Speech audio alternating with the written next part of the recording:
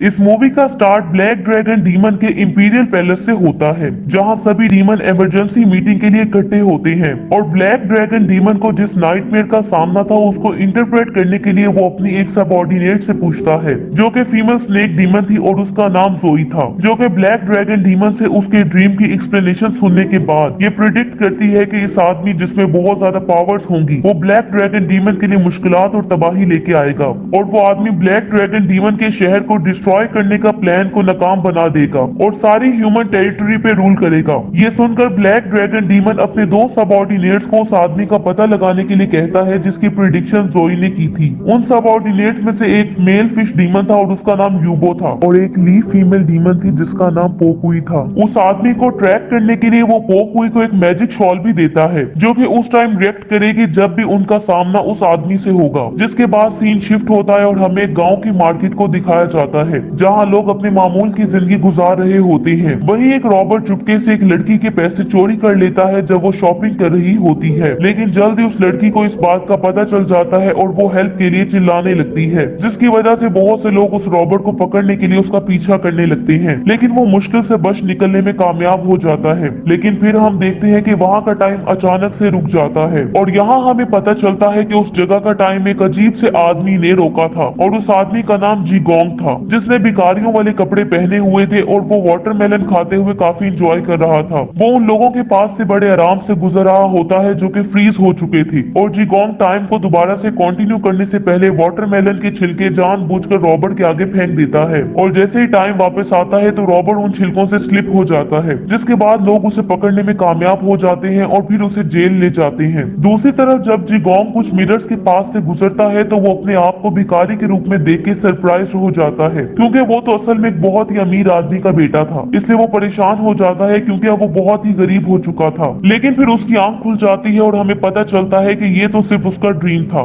जीगोंग को भी जब ये रियलाइज होता है कि ये तो सिर्फ उसका ड्रीम था तो वो काफी खुश हो जाता है और जब जीगोंग लेक से वापस घर आने लगता है तो उसे रास्ते में एक सुंदर लड़की नजर आती है जो कि एक म्यूजिकल इंस्ट्रूमेंट पे बहुत ही प्यारी धुन बजा रही थी। जीगोंग को वो लड़की काफी अच्छी लगने लगती है और वो ये सोचने लगता है कि उसका उस लड़की से मिलना और उससे प्यार हो जाना उसकी किस्मत में था और वो लड़की जिसने उसका दिल चुराया था वो लीफ डीमन पोकुई थी, जो कि बहुत ही जालिम ब्लैक ड्रैगन डीमन की सबऑर्डिनेट भी थी। तभी वहाँ अचानक से बारिश स्टार्ट हो जाती है, जिसकी वजह से जीगोंग वहाँ मौजूद फूलों को एक अम्ब्रेला में बदल देता है ताकि वो पोकुई के पास जाके उसकी हेल्प कर सके। और जैसे ही वो उसके पास जाता है तो पोकुई ये नोटिस करती है कि ब्लैक ड्रैगन की तरफ से दी हुई मैजिक शॉल अचानक से रिएक्ट करने लगती है, लेकिन पोकुई को उसके बारे में कुछ डिफरेंट फीलिंग्स का एहसास होता है और वो ये सोचने लगती है कि शायद ये वो आदमी ना हो जिसकी प्रिडिक्शन जोई ने की थी। जिसके बाद जीगोंग पोकुई को अपने शानदार कैसल में अपने फादर से मिलवाने ले जाता है जो कि सिटी एरिया का मिनिस्टर था और उनसे मिलने के बाद पोकुई ये झूठ बोल देती है कि वो यहाँ अपनी खोई हुई फैमिली को ढूंढने आई है जो कि काफी टाइम पहले मुझसे बिछड़ गए थे, लेकिन अभी तक वो उनको तलाश नहीं कर पाई है। उसकी बात सुन के जीगोंग के फादर को उस पर तरस आता है और वो अपने सर्वेंट्स को गेस्ट रूम प्रिपेयर करने का कहता है ताकि वो कुछ दिन वहीं रह सके। दूसरी तरफ हम ब्लैक ड्रैगन को देखते हैं जो कि जोई को बताता है कि वो इंसानों को तकलीफ और उनकी नफरत से मिलने वाली एनर्जी पे जिंदा रहता है ताकि वो एक दिन डीमन किंगडम को बिल्ड कर सके, लेकिन उसे इसके लिए और ज्यादा एनर्जी की जरूरत थी। इसलिए वो उसे एक बहुत ही डेंजर क्रिएट करने का कहता है ताकि ह्यूमैनिटी को नुकसान हो और लोगों को तकलीफ का सामना करना पड़े। जिसके बाद जोई अपनी जहरीली डीमन पावर से शहर के लोगों में एक ऐसी डिजीज फैलाना शुरू कर देती है जिससे लोग बहुत बुरी तरह मर सकते थे।